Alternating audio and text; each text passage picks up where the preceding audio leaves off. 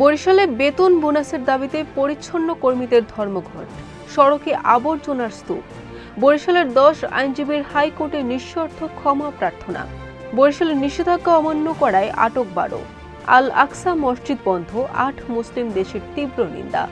মধ্যরাতে ববি ছাত্রদলের 6 জনকে আটক, জিজ্ঞাসাবাদের পর ছেড়ে দিল সেনাবাহিনী। বরিশালে ইয়াবা ও বিপুল টাকাসহ বিএনপি নেতা আটক। পটুয়াখালীতে শিশু ধর্ষণ চেষ্টা, সালিশে 50টা জুতার বাড়ি ও 5,000-এর সমঝোতা। বরিশালে কালো বাজারে টিসিবি পণ্য বিক্রির চেষ্টা, 180 প্যাকেজ জব্দ। আসসালামু আলাইকুম, বরিশাল.নিউজ থেকে রাত 9টার শীর্ষ সংবাদে আমি ফারহানা করিম তুলি। এতক্ষণ শুনলেন সংবাদ শিরোনাম, এখন বিস্তারিত। ঈদের আগে বকেয়া বেতন ও বোনাসের দাবিতে বরিশাল সিটি কর্পোরেশন পরিচ্ছন্ন কর্মীদের অনির্দিষ্টকালের ধর্মঘট চলছে। গত মঙ্গলবার থেকে শুরু হওয়া এই কর্মসূচির কারণে পুরো নগরী এখন ময়লার ভাগাড়ে পরিণত হয়েছে। বরিশালে আদালতের এজলাসে ঢুকে হট্টগোল, বেঞ্চে ধাক্কাধাক্কি ও ভাঙচুর এবং বিচারক সম্পর্কে অবমাননাকর মন্তব্যের ঘটনায় আইনজীবী সমিতির সভাপতি সাদিকুর রহমান লিংকন সহ সমিতির 10 আইনজীবী নিঃশর্ত ক্ষমা প্রার্থনা করেছেন। বরিশালের গৌরনদী উপজেলায় নিষেধাজ্ঞা অমান্য করায় 12 তরুণকে আটক করেছে উপজেলা প্রশাসন। পরে তাদের অভিভাবকদের জিম্মায় ছেড়ে দেওয়া হয়।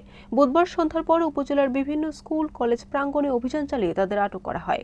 পবিত্র রমজান মাসে টানা 12 দিন আল আকসা মসজিদ বন্ধ রাখায় ইসরায়েলের বিরুদ্ধে তীব্র নিন্দা জানিয়েছে 8টি আরব ও মুসলিম দেশ।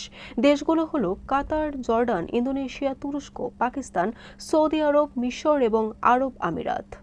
বরিশাল বিশ্ববিদ্যালয়ের 1 নম্বর গেট সংলগ্ন বরিশাল ভোলা মহাসড়ক থেকে মধ্যরাতে বিশ্ববিদ্যালয় শাখা ছাত্রদলের 5 থেকে 6 জনকে আটক করে জিজ্ঞাসাবাদ করেছে সেনাবাহিনী। পরে সতর্ক করে তাদের ছেড়ে দেওয়া হয়।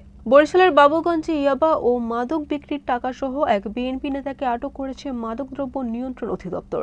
এ সময় তার কাছ থেকে 326 পিস ইয়াবা ট্যাবলেট এবং নগদ 6,59,000 টাকা জব্দ করা হয়। পটুয়াখালীর কলাপাড়ায় 4র্থ শ্রেণীর এক শিশু শিক্ষার্থীকে ধর্ষণ চেষ্টার অভিযোগ রয়েছে। এ ঘটনায় অভিযুক্তকে সালিশির মাধ্যমে 50টি জুতার বাড়ি ও 5,000 টাকা জরিমানা করা হয়। মঙ্গলবার রাতে উপজেলার লালুয়া ইউনিয়নের 10কানি গ্রামে এ ঘটনা ঘটে। বরিশাল নগরে কালো বাজারে বিক্রির উদ্দেশ্যে নিয়ে যাওয়ার সময় টিসিবির 180 প্যাকেজ পণ্য জব্দ করা হয়েছে। মঙ্গলবার রাতে নগরের বরিশাল ক্লাব সড়ক থেকে ট্রাক বোঝাই পণ্যগুলো উদ্ধার করা হয় বলে জানান টিসিবির সহকারী পরিচালক শতদল মণ্ডল। বরিশাল.নিউজ।